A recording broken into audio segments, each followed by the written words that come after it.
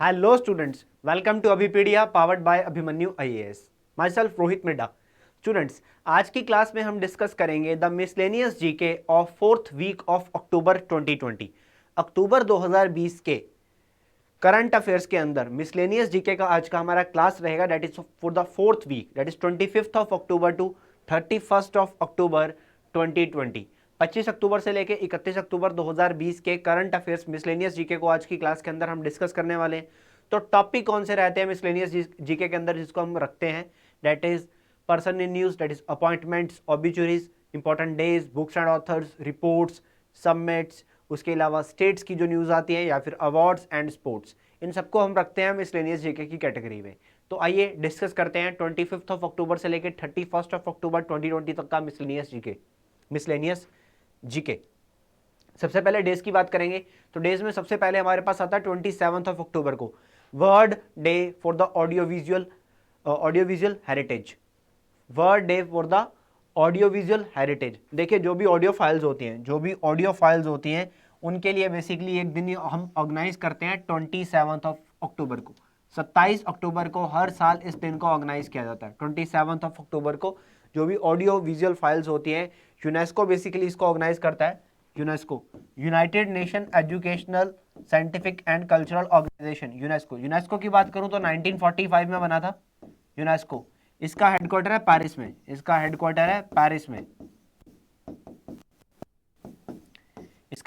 Paris में. और इसके जो डायरेक्टर जनरल हैं इनका नाम है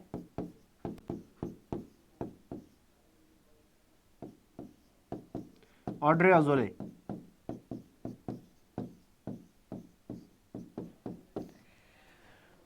तो world day for audio visual heritage हम कब ऑर्गेनाइज करते हैं 27th ऑफ अक्टूबर को. हम हर साल इसको ऑर्गेनाइज करते हैं. और इस बार इसका थीम क्या रहा your window to the world. ये इस बार इसका थीम रहा your window to the world. चलिए आगे बढ़ते हैं, नेक्स्ट देखते हैं. Next is vigilance awareness week. अब 27 अक्टूबर से लेकर 2 नवंबर 2020 तक ऑर्गेनाइज किया गया विजिलेंस अवेयरनेस वीक. देखिए हमारा जो विजिलेंस डिपार्टमेंट है, सेंट्रल विजिलेंस कमीशन है, उसने बेसिकली इस दिन को ऑर्गेनाइज किया है. और हर साल ही सेंट्रल विजिलेंस कमीशन अक्टूबर के आखिरी हफ्ते में इस डे को ऑर्गेनाइज करता है. क्यों? 31st of October national unity day, the birth anniversary of Sardar Vallabh bhai Patel. उसके चलते हुए विजिलेंस अवेयरनेस वीक हर साल ऑर्गेनाइज किया जाता है अक्टूबर के लास्ट वीक में. और इस बार इसका थीम क्या रहा? तो इस बार इसका थीम रहा सतर्क भारत समृद्ध Bharat. Vigilant India prosperous India. सतर्क भारत समृद्ध भारत. तो ये आपको ध्यान रखना है, बहुत ही इंपॉर्टेंट थीम है ये, क्योंकि इसको लेके एग्जाम में क्वेश्चन पूछा जा सकता है. सतर्क भारत समृद्ध भारत विजिलेंस अवेयरनेस वीक 27 अक्टूबर से लेके 2 नवंबर 2020 तक. आगे बढ़ते हैं. Next is international animation day. तो एनिमेशंस को लेके एक दिन ऑर्गेनाइज किया जाता है 28 ऑफ अक्टूबर को. 28 अक्टूबर को इसको ऑर्गेनाइज करते हैं हर साल, 28 अक्टूबर. आगे बढ़ते हैं. Next is international internet day. World internet day भी हम बोल सकते हैं. तो वर्ल्ड इंटरनेट डे ऑर्गेनाइज किया जाता है 29 अक्टूबर को, 29th ऑफ अक्टूबर को. अब 29th ऑफ अक्टूबर को क्यों ऑर्गेनाइज करते हैं? बिकॉज 1969 में पहला इलेक्ट्रॉनिक मैसेज भेजा गया था एक कंप्यूटर से लेकर दूसरे कंप्यूटर तक. तो इसलिए इंटरनेट डे हम तब उसकी याद में हम ऑर्गेनाइज करते हैं. ठीक है. और जिसने बेसिकली ये किया था उनका नाम था चार्ले क्लाइन. ये एक स्टूडेंट प्रोग्रामर थे University of California Los Angeles के अंदर. तो इन्होंने बेसिकली 29 अक्टूबर 1969 में पहला इलेक्ट्रॉनिक मैसेज भेजा था. ठीक है. तो उस टाइम पे जो इंटरनेट था, ठीक है, पहले इंटरनेट नहीं बोलते थे, पहले इसको बोलते थे आरपानेट. ये बहुत इंपॉर्टेंट आपको ध्यान में रखना है इसकी एब्रीवेशन, क्योंकि एग्जाम में एब्रीवेशन को लेके क्वेश्चन आता है. तो इसका जो एब्रीवेशन है वो आपको ध्यान में रखना है. एडवांस्ड रिसर्च प्रोजेक्ट्स एजेंसी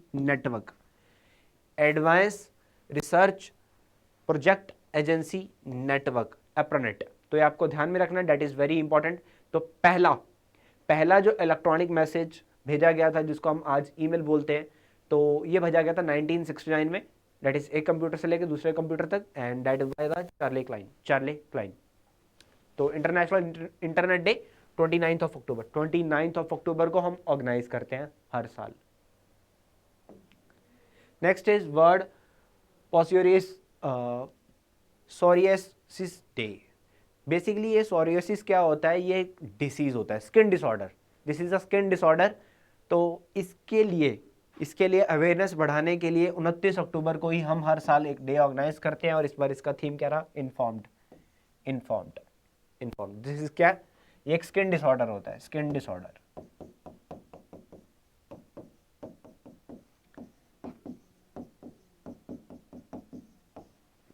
चलिए आगे बढ़ते हैं। Next is world cities day. World cities day, शहर, अर्बन। तो बेसिकली जो सिटीज होती हैं उन सिटीज की अवेयरनेस के लिए भी एक दिन यहाँ पे ऑर्गेनाइज किया जाता है, दैट इज 31 ऑफ अक्टूबर, 31 अक्टूबर को ऑर्गेनाइज करते हैं। और इस बार इसका थीम क्या रहा, valuing our communities and cities. Valuing our communities and cities यहाँ पे हमारा थीम रहा इस बार का। तो world cities day, world cities day. आगे बढ़ते हैं। Next is National unity Day, राष्ट्रीय एकता दिवस, जिसको हम बोलते हैं 31 अक्टूबर। 31 अक्टूबर को बर्थ एनिवर्सरी होती है भारत के पहले deputy prime minister, that is Sardar Vallabh bhai Patel, सरदार वल्लभ भाई पटेल। तो इस बार वल्लभ भाई पटेल जी का 145th बर्थ एनिवर्सरी ऑर्गेनाइज किया गया है, 145th एनिवर्सरी इनका ऑर्गेनाइज किया गया है। तो नेशनल यूनिटी डे। तो यहाँ पे बात करेंगे हम स्टैच्यू ऑफ यूनिटी की। तो स्टैच्यू ऑफ यूनिटी हम सब जानते हैं, एक टॉलेस्ट स्टैच्यू वल्लभ भाई पटेल का बनाया गया है गुजरात के अंदर। इसको गुजरात के अंदर बनाया गया है, गुजरात के अंदर। और ये कितनी हाइट है इसकी, 182 meter. And the next thing is, ये कौन सी रिवर पे बना है, that is Narmada river. Sardar Sarovar dam के पास नर्मदा रिवर पे बनाया गया है, ये नर्मदा रिवर के किनारे बनाया गया है इसको statue of unity. Statue of unity, Sardar Vallabh bhai Patel, Bharat के पहले deputy prime minister Sardar Patel, also known as iron man of India. चलिए आगे बढ़ते हैं। लौह पुरुष, भारत के लौह पुरुष। अब बात करते हैं किताबों की। तो दुनिया की पहली साइंटून बुक, दुनिया की पहली scientoon book, that is bye bye corona, bye bye corona. इस किताब का टाइटल है bye bye corona, bye bye corona. तो उत्तर प्रदेश की जो गवर्नर है आनंदीबेन पटेल, उत्तर प्रदेश की गवर्नर है आनंदीबेन पटेल, उन्होंने इस किताब को लॉन्च किया। देखिए एग्जाम में किताबों को लेके क्वेश्चंस आते हैं, बट कौन सी बुक हमारे लिए पेपर पॉइंट ऑफ व्यू से इंपॉर्टेंट होती है, वो किताब जिसको कोई अवार्ड मिला हो, वो किताब जो किसी फेमस राइटर ने लिखी हो, वो किताब जो किसी फेमस टॉपिक के ऊपर लिखी गई हो, वो किताब जिसको हमारे प्रधानमंत्री, राष्ट्रपति, उपराष्ट्रपति या किसी फेमस मिनिस्टर या गवर्नर ने लॉन्च किया हो या लिखा हो, या किसी फेमस पर्सनैलिटी के द्वारा लिखी गई हो या उसके ऊपर लिखी गई हो। तो यहाँ पे बाय बाय कोरोना, कोरोना एक इंपॉर्टेंट टॉपिक, कोरोना कोविड-19, और दूसरा इसको लॉन्च किया गवर्नर ने। तो ये किताब हो जाती है इंपॉर्टेंट। और इसको लिखा किसने, इसको लिखा है प्रदीप कुमार श्रीवास्तव, प्रदीप कुमार श्रीवास्तव। इस किताब के लेखक हैं प्रदीप कुमार श्रीवास्तव।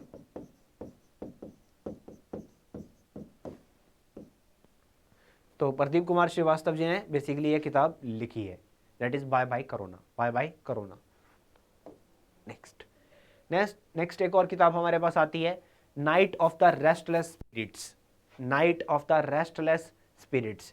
तो बेसिकली ये किताब लिखी है सरबप्रीत सिंह ने, ये किताब लिखी है सरबप्रीत सिंह ने। अब ये किताब भी इंपॉर्टेंट हो जाती है, क्यों, पंजाब 1984, आपको याद होगा 1984 में क्या हुआ अगर आपने पढ़ा हो। तो इस किताब में इन्होंने 1984 की स्टोरीज को ही बयान किया है। इनका नाम है सरबप्रीत सिंह, जिन्होंने ये किताब लिखी है।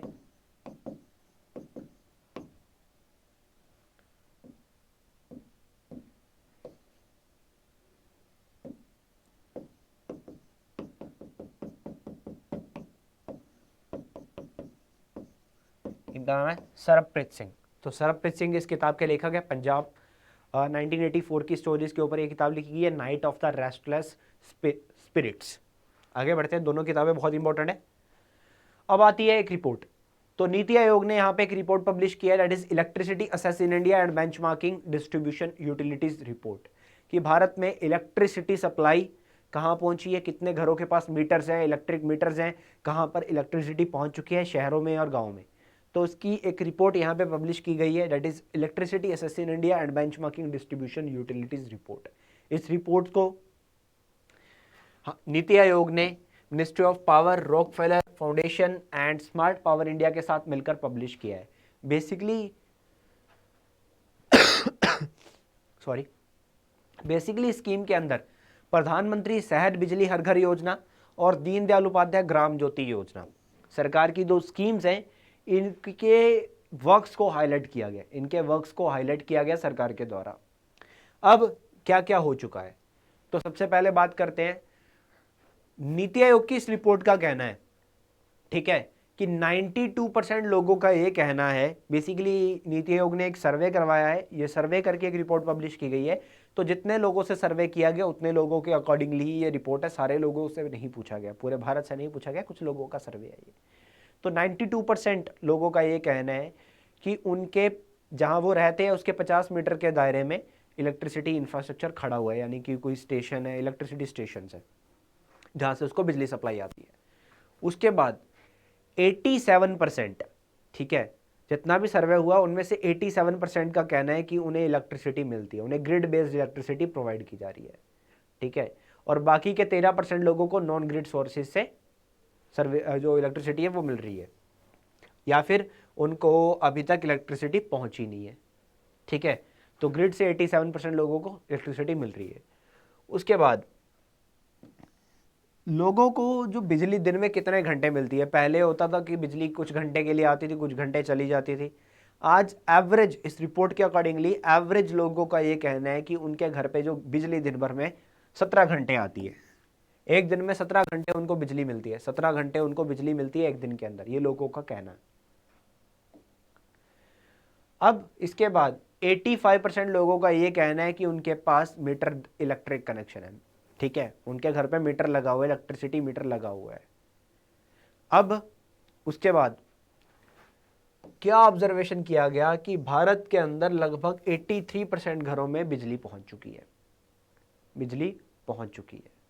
अब उसके बाद एक सेटिस्फेक्शन इंडेक्स भी यहां पर क्रिएट किया जा रहा है, ठीक है, कि जितने लोगों का यहां पे सर्वे हुआ 66% उसमें से सेटिस्फाइड यहां पे सामने आए, और 75% जितने, अब 100 थे, 100 में से अगर 65 सेटिस्फाइड हुए हैं तो 66 का जो 74% है, ठीक है, वो अर्बन एरियाज में है, और यानी कि 66 में से 74% अर्बन एरिया के पीपल और 60% जो है वो रूरल एरिया के पीपल हैं, जो सेटिस्फाइड कस्टमर्स हैं, जो सेटिस्फाइड है कि हाँ बिजली मिल रही है, सरकार ने कुछ किया है। और बाकी लोगों के पास या तो बिजली प्रॉपर नहीं पहुंच रही है या अभी तक पहुंची ही नहीं है आज तक। आज भी भारत में बहुत सारे ऐसे इलाके हैं जहां बिजली नहीं पहुंची है। तो इलेक्ट्रिसिटी नीति आयोग ने रिलीज किया इसको, नीति आयोग ने। Next, world's best employer 2020। देखिए इस इंडेक्स को पब्लिश किया फॉर्ब्स ने, ये फॉर्ब्स मैगजीन का इंडेक्स है, फॉर्ब्स की एक लिस्ट है। फॉर्ब्स यूएस की एक मैगजीन है जो कि हर साल ऐसे ये सर्वे करता रहता है। तो world's best employer 2020 Forbes magazine. तो फॉर्ब्स का बेस्ट एम्प्लॉयर 2020 की लिस्ट में टॉप किया है South Korean company Samsung electronics ने। Samsung electronics tops the world's best employer 2020। South Korean company है। दूसरे नंबर पे रहा अमेजन, दूसरे पे रहा अमेजन, पहले पे रहा सैमसंग, और तीसरे पे रही है IBM। तीसरे पे रहा IBM, चौथे पे है माइक्रोसॉफ्ट, पांचवे पे LG, छठे पे एप्पल। तो 6 कंपनीज मैंने आपको दिखाई। अब बात करते हैं भारत की। तो भारत की जो पहली कंपनी टॉप पे रही है वो है 30th नंबर पे HCL टेक्नोलॉजीज। HCL टेक्नोलॉजीज यहाँ पे तीसरे स्थान पे रहा। उसके बाद अगर मैं बैंक्स की बात करूं तो भारत के अंदर जितने बैंक है उसमें से HDFC बैंक टॉप पे रहा है। दैट इज ओवरऑल देखूं तो 176th पोजीशन ओवरऑल देखें तो। और अगर हम भारत की पब्लिक सेक्टर अंडरटेकिंग्स की बात करें, पब्लिक सेक्टर कंपनीज की बात करें, तो उनमें उसके ओवरऑल 261 नंबर पे रही है NTPC। NTPC रहा है 261 नंबर पे, 261 नंबर पे रहा NTPC पब्लिक सेक्टर अंडरटेकिंग्स में से, पब्लिक सेक्टर अंडरटेकिंग में से। चलिए आगे बढ़ते हैं। फॉर्ब्स मैगजीन का लिस्ट था। अब हमारे जो प्रधानमंत्री हैं श्री नरेंद्र मोदी जी, इन्होंने 4th इंडिया एनर्जी फोरम का इनॉग्रेशन किया, जो कि सेरावीक के द्वारा बेसिकली ऑर्गेनाइज किया जा रहा था। तो इसको बेसिकली नीति आयोग ने ministry of petroleum and natural gas के साथ मिलकर ऑर्गेनाइज किया। ठीक है, इसको ऑर्गेनाइज किया नीति आयोग ने ministry of petroleum and natural gas के साथ मिलकर। और इसका थीम क्या रहा? इसका थीम रहा that is India energy future in a world of change. India's energy future in a world of change, in a world of change.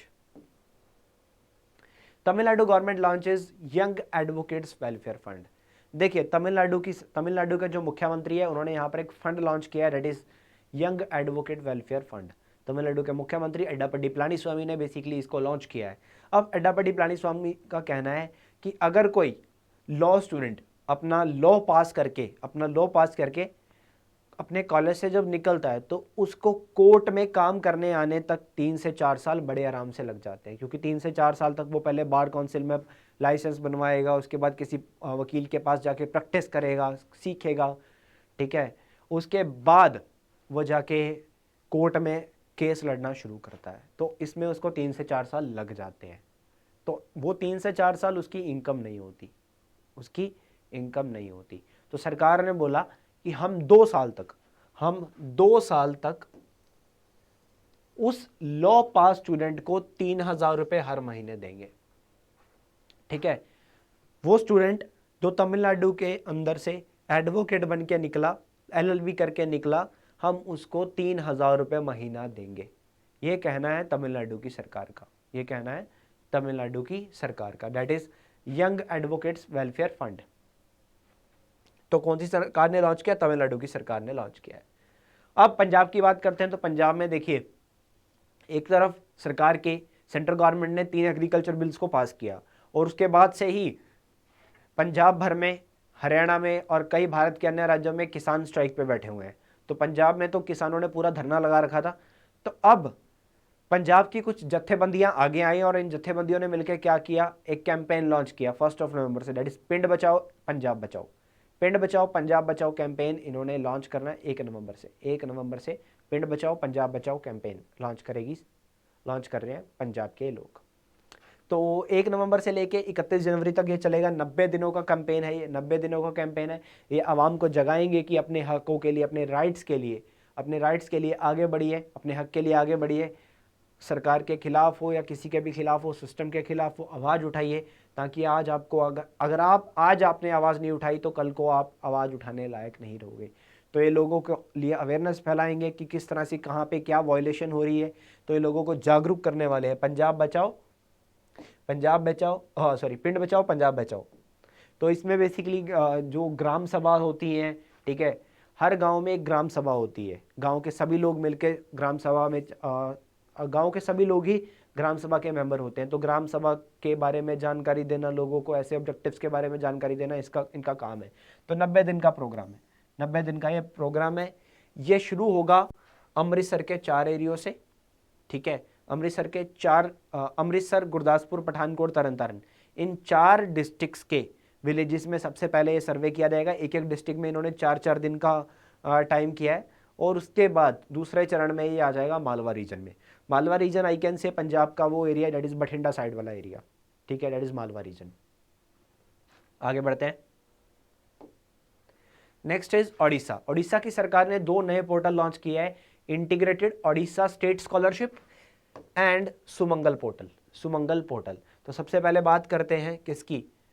Odisha integrated state scholarship portal की। अब ये स्कॉलरशिप पोर्टल क्या कहता है कि जो स्टूडेंट्स हैं, ठीक है, ये स्टूडेंट्स को स्कॉलरशिप देगा। ये स्टूडेंट्स को स्कॉलरशिप देने के लिए यहाँ पे इसको चलाया गया। तो शेड्यूल कास्ट, शेड्यूल ट्राइब्स हुए, बैकवर्ड क्लासेस के जो बच्चे हुए, तो उनको यहाँ पे स्कॉलरशिप दी जाएंगी। उसके बाद सुमंगल पोर्टल। अब सुमंगल पोर्टल की अगर मैं बात करूँ तो वो ये राइट टू इक्वलिटी की बात करता है मेनली। ठीक है, ओडिशा की स्टेट के अंदर इंटरकेस्ट मैरिजेस अगर करवाता है कोई, अगर कहीं पे इंटरकेस्ट मैरिजेस होती हैं तो वो इलीगल नहीं होता, क्योंकि भारत इक्वलिटी प्रदान करता है। हमारा भारत का जो कॉन्स्टिट्यूशन है वो हमें इक्वलिटी प्रदान करता है। तो कहीं भी किसी भी जाति धर्म में जाति धर्म के आधार पर डिवाइड नहीं किया जा सकता। ठीक है, मतलब भेदभाव नहीं किया जा सकता। भेदभाव करना यहाँ पे क्राइम माना जाता है। तो हर इंसान को यहाँ पे जीने का अधिकार है, तो अपनी मर्जी से जीने का अधिकार है, हमारे फंडामेंटल राइट्स हैं। तो Odisha right to public services act 2012 के अकॉर्डिंगली इंटरकेस्ट मैरिजेस को लेके इंसेंटिव्स प्रोवाइड किया जाएगा, इंसेंटिव्स प्रोवाइड किया जाएगा। जब भी कोई पर्सन इंटरकास्ट मैरिज करेगा तो 60 दिन के अंदर अंदर, उसके रजिस्ट्रेशन के 60 दिन के अंदर अंदर उसको सरकार यहाँ पे इंसेंटिव्स प्रोवाइड करने वाली है। तो ये इनिशिएटिव बढ़ाएगा किसको? अनटचेबिलिटी को। अनटचेबिलिटी को रिड्यूस करने के लिए, उसको यहाँ पे अबॉलिश करने के लिए, राइट टू इक्वलिटी बढ़ाने के लिए, इक्वलिटी को बढ़ाने के लिए यहाँ पे बेसिकली इसको लॉन्च किया गया है। इसको लॉन्च किया गया उड़ीसा की सरकार। उड़ीसा में बीजू जनता दल की सरकार है। उड़ीसा के जो मुख्यमंत्री हैं उनका नाम है नवीन पटनायक। नेक्स्ट, केरला भारत का पहला ऐसा राज्य बना है जिसने फ्लोर प्राइसेस को फिक्स कर दिया वेजिटेबल्स के लिए। केरला की सरकार ने अपने राज्य के अंदर जो भी किसान हैं और जो वेजिटेबल्स प्रोड्यूस करते हैं उसके लिए फ्लोर प्राइस को फिक्स कर दिया। अब ये फ्लोर प्राइस क्या होता है? I can say just equal to the, just ये MSP के जैसा ही है, that is minimum support price के जैसा ही है। अब मिनिमम सपोर्ट प्राइस में क्या होता है कि सरकार, सेंट्रल गवर्नमेंट एक दाम फिक्स करती है और सेंट्रल गवर्नमेंट ही उस दाम से खरीदती है, दैट इज FCI खरीदता है, फूड कॉर्पोरेशन ऑफ इंडिया। अब फ्लोर प्राइस में क्या है कि फ्लोर प्राइस में राज्य की सरकार ने एक प्राइस फिक्स कर दिया। ठीक है, किसान के सारे खर्चों को मिला के एक प्राइस फिक्स कर दिया, और ये जो प्राइस है ये मार्केट प्राइस से ज़्यादा होगा, ये मार्केट प्राइस से ज़्यादा होगा। ठीक है, ये मार्केट प्राइस से ज़्यादा रहने वाला है ताकि किसान को लॉस ना हो, ताकि किसान को लॉस ना हो। तो केरला पहला ऐसा राज्य बना, केरला पहला ऐसा राज्य बना जिसने लॉन्च किया है। तो 16 वैरायटीज़ वेजिटेबल की, 16 तरह के वेजिटेबल्स के ऊपर इन्होंने ये फिक्स किया है। ठीक है, और सरकार ने ये भी फिक्स कर दिया कि वेजिटेबल को प्रोड्यूस करने की जो कॉस्ट आती है कम से कम 20% तो किसान उस पर कमाएगा। तो कम से कम जो प्राइस है वो 20% ज़्यादा होना चाहिए, वो 20% ज़्यादा होना चाहिए। उसके बाद ये स्कीम कब से इम्प्लीमेंटेशन में आने वाली है? ऑलरेडी आ चुकी है 1 नवंबर 2020 से, 1 नवंबर 2020 से, 1 नवंबर 2020 से। अब सरकार ने ये भी बोला अगर बाय चांस ऐसा हो गया कि मार्केट प्राइस जो है वो कम है, ठीक है, वो मार्केट प्राइस कम है, फ्लोर प्राइस ज़्यादा है, तब भी जो फसल है वो फ्लोर प्राइस पे ही जाएगी। जो वेजिटेबल्स है वो फ्लोर प्राइस से ही फार्मर को पैसा मिलेगा, फार्मर्स को पैसा फ्लोर प्राइस पे ही मिलेगा। ठीक है, मार्केट में चाहे कीमत कम होगी, सरकार ने जो दाम फिक्स किए हैं उसी दाम पे किसान को पैसा मिलेगा, उसी दाम पे किसान को पैसा दिया जाएगा। नेक्स्ट, ओमपुरी। अब अवार्ड्स की बात करते हैं तो India international film festival Boston, ठीक है, India international film festival of Boston, इसको ऑर्गेनाइज किया गया। तो यहाँ पे लाइफ टाइम अचीवमेंट अवार्ड मिला है ओमपुरी साहब को। ओमपुरी साहब जो अब नहीं रहे, तो बहुत ही एक बेहतरीन अदाकार, तो इनकी वाइफ ने इस अवार्ड को रिसीव किया है। उसके बाद कुछ अदर अवार्ड्स भी जानते हैं इसी India international film festival of Boston के अंदर। तो बेस्ट फिल्म कौन सी रही? दैट इज कांथी, इसको बेस्ट फिल्म का अवार्ड दिया गया, बेस्ट फीचर फिल्म का अवार्ड दिया गया। इसके जो राइटर एंड डायरेक्टर हैं इनका नाम है अशोक आरनाथ। बेस्ट शॉर्ट फिल्म मिला है, ये ईरानी पिक्चर है जिसका नाम है बेटर देन नील आर्मस्ट्रॉन्ग। तो ये इसके जो राइटर डायरेक्टर है इनका नाम है आयरेजा घसेमी। उसके बाद बेस्ट डायरेक्टर का अवार्ड मिलता है कुश गुप्ता एंड सीजल डाउड, दैट इज फिल्म इनकी थी एवे मरिया इनकी पिक्चर थी। उसके बाद best actor male, that is Victor Banerjee, कौन सी मूवी के लिए? Joseph born in grace. Best actor female Shailaja Ambu, Kanthi movie के लिए जिसको यहाँ पर बेस्ट फीचर फिल्म का अवार्ड भी मिला। और फाउंडर्स अवार्ड मिला है Vikas Khanna, pride of India. Next, doctor Dinesh सी पटेल, इनको मिला यहाँ पे उता गवर्नर्स मेडल यहाँ पे इनको दिया गया। भारतीय अमेरिकी है डॉक्टर है ये दिनेश सी पटेल। बायोटेक्नोलॉजी टर्म्स को लेके बहुत ही अच्छे लेवल पे काम किया जाता है। इनको बोला जाता है one of the father of biotechnology and pharmaceuticals. ठीक है, तो बेसिकली फार्मेटिकल, अगर मैं बात करूँ साइंस एंड टेक की, बायोटेक्नोलॉजी की, तो इन्होंने बायोटेक्नोलॉजी की फील्ड में बहुत ही अच्छे लेवल पे काम किया है, इसी के चलते हुए इनको ये अवार्ड दिया गया। ये जो उत्ता गवर्नर मेडल है ये साइंस एंड टेक की फील्ड में डिजर्विंग पर्सनस जो अच्छे लेवल पे डिस्कवरीज कर अच्छे लेवल पे वर्क करते हैं उनको ये अवार्ड दिया जाता है। 1987 से ये अवार्ड दिया जा रहा है, 1987 से ये अवार्ड दिया जा रहा है। तो भारतीय अमरीकी doctor Dinesh Patel, doctor Dinesh Patel. 14th Asian film awards, 14th Asian film awards. तो एशियन फिल्म अवार्ड्स अभी दिए गए, तो इसमें बेस्ट फिल्म का अवार्ड मिला parasite, parasite south Korean movie है, साउथ कोरियन मूवी पैरासाइट। उसके बाद बेस्ट डायरेक्टर का अवार्ड मिलता है वैंग सियासोई, कौन सी मूवी के लिए? सोलोंग, सोलोंग मूवी के लिए, so long my son, so long my son Chinese movie है, चाइनीज मूवी है। Best actor South Korean actor that is Lee Byung Hun, Lee Byung Hun, इनको ये अवार्ड दिया गया। The man standing next, the man standing next इनके इस मूवी के लिए। उसके बाद best actress Zhou Dongyu, Zhou Dongyu better days movie के लिए, चाइनीज है ये। गुल्ली बॉय। अब यहाँ पे स्कोर्स भी दिए जाते हैं, ठीक है। तो म्यूजिक की कैटेगरी में अच्छे स्कोर कैरी करता हुआ ये स्कोर के मैटर्स में सबसे आगे रहा गुल्ली boy, Indian movie. Ranveer Singh, आपको पता होगा, तो रणवीर सिंह की जो मूवी आई थी गुल्ली बॉय, वो बेस्ट सबसे ज़्यादा स्कोर उसने कवर अप किया। एंड ये जो अवार्ड मिला है म्यूजिक के लिए that is Karsh Kale and the salvage audio collective, the salvage audio collective. तो Asian film awards, Asian film awards. Next, Bharat ने एक प्रोजेक्ट बनाया भूटान के अंदर that is Mangdechhu hydro electric project.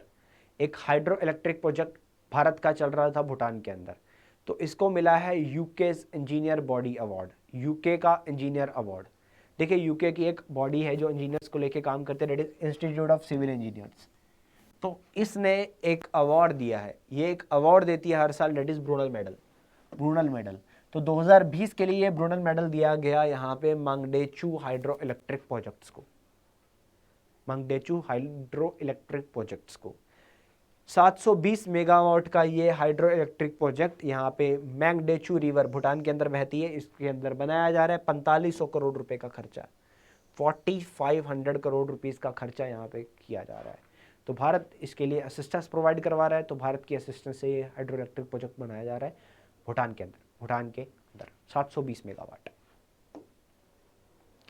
अब बात करते हैं कुछ अपॉइंटमेंट्स की।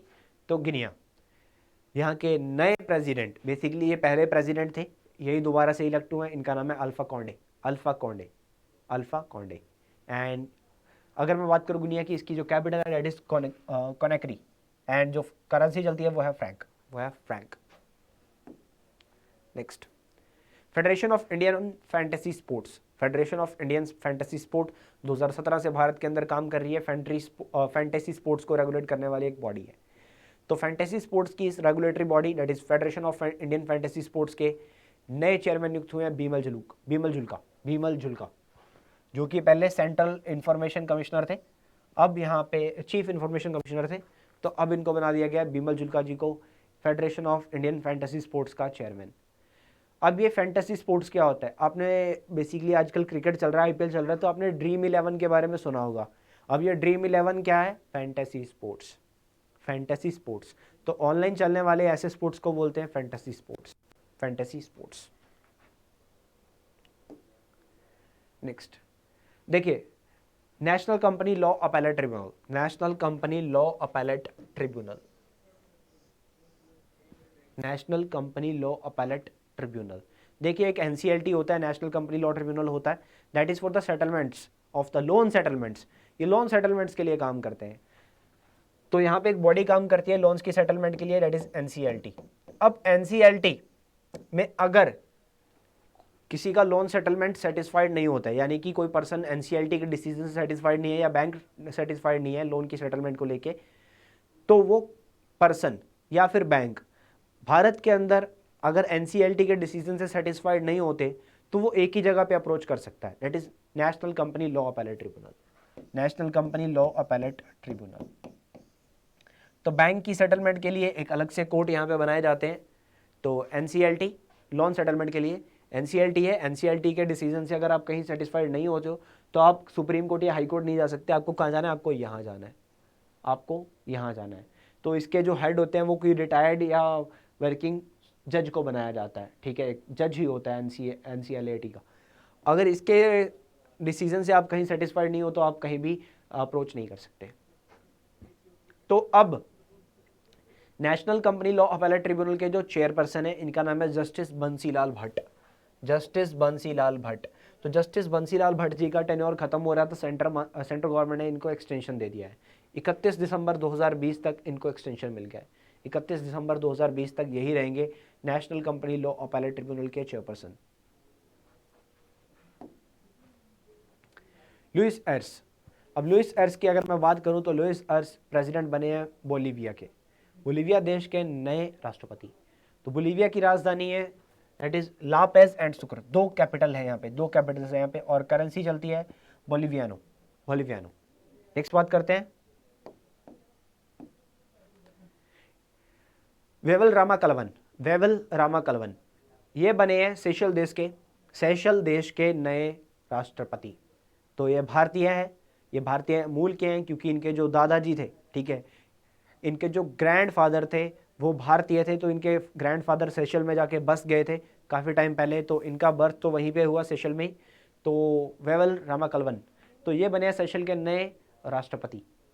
तो सेशल की बात करें तो विक्टोरिया इसकी कैपिटल है एंड करेंसी चलती है सेशलियस रूपी। नेक्स्ट इज यशवर्धन कुमार सिन्हा, यशवर्धन कुमार सिन्हा ये बने भारत के नए चीफ इंफॉर्मेशन कमिश्नर। देखिए चीफ इंफॉर्मेशन कमिश्नर बने हैं, तो यहाँ पर जो बॉडी काम करती है that is central Information Commission, Central Information Commission. Central Information commission 2005 से भारत में काम कर रहा है, 2005 से, ठीक है। जो भी RTI के अंदर जानकारी होती है, जो भी RTI फाइल होती है, तो उसको हैंडल करने का काम होता है सेंट्रल इंफॉर्मेशन कमीशन का, सेंट्रल इंफॉर्मेशन कमीशन का। राइट टू इंफॉर्मेशन एक्ट 2005 के चलते हुए ये यहाँ पे काम करता है, Central Information Commission, Central Information Commission. तो यहाँ पे Yashvardhan Kumar Sinha, Yashvardhan Kumar Sinha. Lewis Hamilton, Lewis Hamilton इन्होंने जीता है Portuguese Grand Prix, Portuguese Grand Prix 2020 इन्होंने अभी विन किया है। तो लुइस हैमिल्टन मर्सिडीज की गाड़ी चलाते हैं, ब्रिटेन के रहने वाले हैं। देखिए ग्रैंड प्रिक्स हम यहाँ पे बोलते हैं, फार्मूला 1 कार रेसिंग इवेंट्स की बात होती है, तो इसलिए मैंने बात की है मर्सिडीज की गाड़ी चलाते हैं। तो मोस्ट ऑफ द रेस यही जीतते हैं Louis Hamilton, Lewis Hamilton. Sports की बात करें, अब बात करते हैं ऑबिचुरीज की। ऑबिचुरी मतलब वो लोग जो दुनिया में नहीं रहे, वो लोग जो दुनिया में नहीं रहे। तो गुजरात के former chief minister Keshubhai Patel, Keshubhai Patel ji अब नहीं रहे। तो एक सिंपल सा क्वेश्चन, केशुभाई पटेल कौन से राज्य के फॉर्मर चीफ मिनिस्टर रह चुके हैं, दैट इज गुजरात। उसके बाद तृणमूल कांग्रेस पार्टी के MLA और वेस्ट बंगाल असेंबली के डेप्यूटी स्पीकर सुकुमार हांसडा साहब अब नहीं रहे, सुकुमार साहब अब नहीं रहे, इनका देहांत हो गया। उसके बाद Turkish prime minister, former Turkey के फॉर्मर प्राइम मिनिस्टर, टर्की की राजधानी है इस्तांबुल। तो टर्की के former prime minister that is Mesut Yilmaz ये अब नहीं रहे, इनका देहांत हो गया।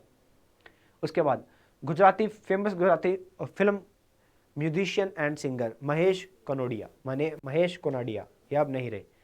ये 32 भाषाओं में गाना गाते थे, 32 भाषाएं नहीं, मतलब 32 तरह की आवाजें निकाल लेते थे, 32 तरह की ये वॉइसेस ये निकाल लेते थे। तो इसके लिए ये फेमस थे, अब ये नहीं रहे। Samsung, south Korean company Samsung, ठीक है, the famous electronic company Samsung. तो सैमसंग के जो प्रेजेंट चेयरमैन थे जिनका नाम था ली कुन ही, इनका देहांत हो गया, ये अब नहीं रहे।